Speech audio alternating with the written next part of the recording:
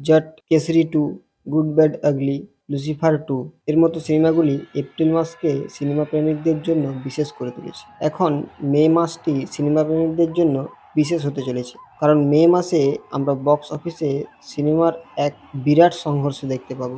মে মাসের শুরুটা দারুণ হতে চলেছে, কারণ পহেলা মে একসাথে 5টি ছবি প্রেক্ষাগৃহে মুক্তি পেতে চলেছে।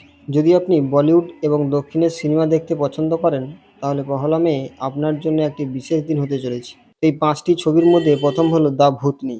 সঞ্জয় দত্ত এবং মৌনি রায়, সানি সিং অভিনীত দ্য ভূতনি আগে 18ই এপ্রিল মুক্তি পাওয়ার কথা ছিল, কিন্তু এখন ছবিটি পহেলা মেই মুক্তি পাচ্ছে। এটি একটি হরর কমেডি ছবি, যেখানে পল্লব তিওয়ারি একটি গুরুত্বপূর্ণ ভূমিকায় দেখা যাবে। এই তালিকার দ্বিতীয় বই রেড 2। অজয় দেবগন ও বাণী কাপুর অভিনীত রেড 2 পহেলা মে 2025 তারিখে মুক্তি পাবে। রেড সুপারহিট হয়েছিল এবং এখন এর সিকুয়েল আসছে। ছবির ট্রেলার এবং টিজার প্রকাশিত হয়েছে। এই ছবির গানগুলিও মানুষের মধ্যে বেশ জনপ্রিয় হয়ে উঠেছে। এর পরের বই রেট্রো। কাঙ্গুয়া এর পর এখন দক্ষিণী সুপারস্টার সূর্য তার আসন্ন কলিউড ছবি রেট্রো নিয়ে আসছেন।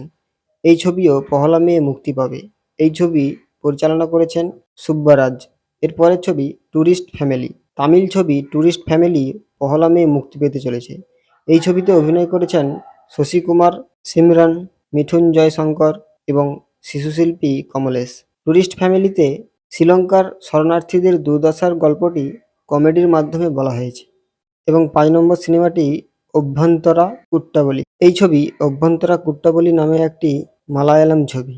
আসিফ আলী এই সিনেমায় একটি গুরুত্বপূর্ণ ভূমিকায় রয়েছেন এবং এটি একটি সাসপেন্স থ্রিলার ছবি, যা পহেলা মে 2025 তারিখে প্রেক্ষাগৃহে মুক্তি পাবে।